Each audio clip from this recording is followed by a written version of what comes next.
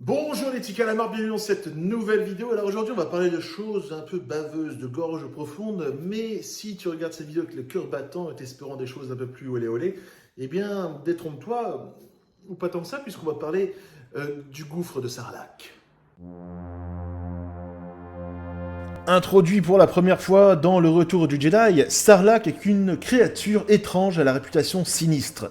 D'un aspect horrifique quasiment Lovecraftien d'ailleurs, les scientifiques de la galaxie sont à la fois fascinés et horrifiés par la créature, et ils n'osent pas trop l'approcher pour l'étudier. Et on comprend pourquoi.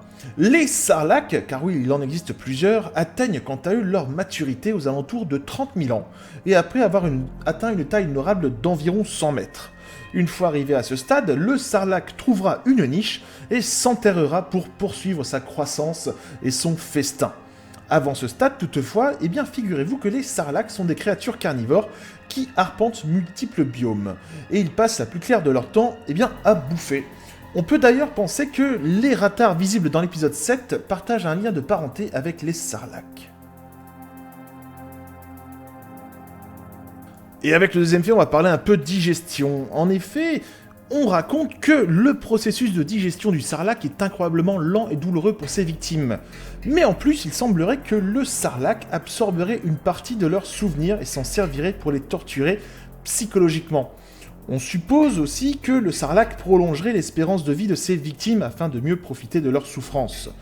D'un point de vue purement physique, et comme nous l'a présenté la série The Book of Boba Fett, les victimes du Sarlacc seraient exposées à moult sucs et acides digestifs, en plus de gaz suffocants.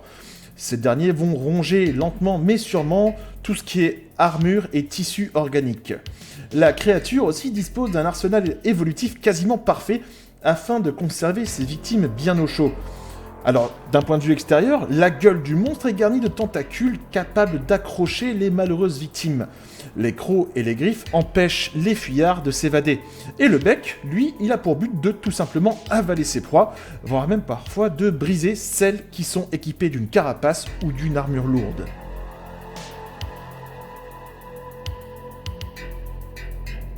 Et avec le troisième film, on va parler encore un peu anatomie, on va parler reproduction. Effectivement, les Sarlacc débutent leur vie en tant que spores, ce qui anime d'ailleurs un furieux débat entre les scientifiques pour savoir si le Sarlacc tient plus de l'animal ou de la plante carnivore. Concernant leur reproduction, il est dit que lorsqu'un mâle et une femelle se rencontrent, le mâle se nourrit de la femelle, absorbe sa force et atteint une taille d'environ 100 mètres. Une fois ce process terminé, le mâle va expulser des centaines de millions de spores dans les airs, et on suppose que certains de ces spores peuvent même voyager dans l'espace, ce qui expliquerait la présence de Sarlacc partout dans la galaxie. Néanmoins, on ignore de quelle planète provient le premier spécimen du Sarlacc.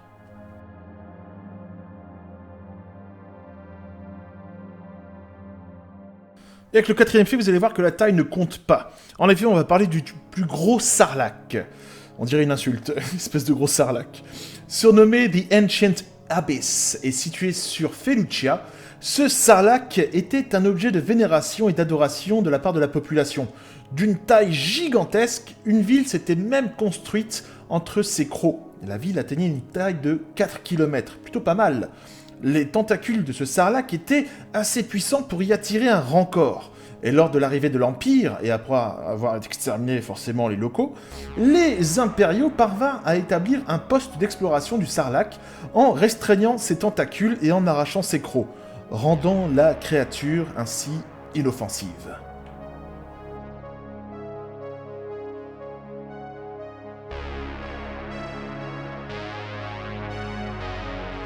Et pour le dernier fait de la vidéo, on va parler un petit peu making of, concernant les origines et la création de la bait. Alors les sons et grognements sont basés sur ceux d'un crocodile, et ces gargouillements proviennent de ceux de l'équipe de tournage en pleine digestion de pizza. En plus, l'idée du Sarlacc, bien que non officielle, fut le fruit de plusieurs théories. L'une d'entre elles, la plus intéressante, serait tout simplement l'idée d'une plante carnivore géante. Plutôt classe, je trouve. Et nous voici à la fin de cette vidéo, les petits calamars, j'espère qu'elle vous aura plu et que vous aurez appris 2-3 trucs sur Sarlacc. Si vous souhaitez évidemment soutenir la chaîne, il existe le Tinder, non, le Tipeee. Et évidemment, likez, partagez, commentez, abonnez-vous, etc. Et dites-moi ce que vous avez pensé de la série The Book of Boba Fett. J'aimerais avoir votre avis là-dessus. Et en attendant, je vous dis à la prochaine vidéo. Bise les calamars.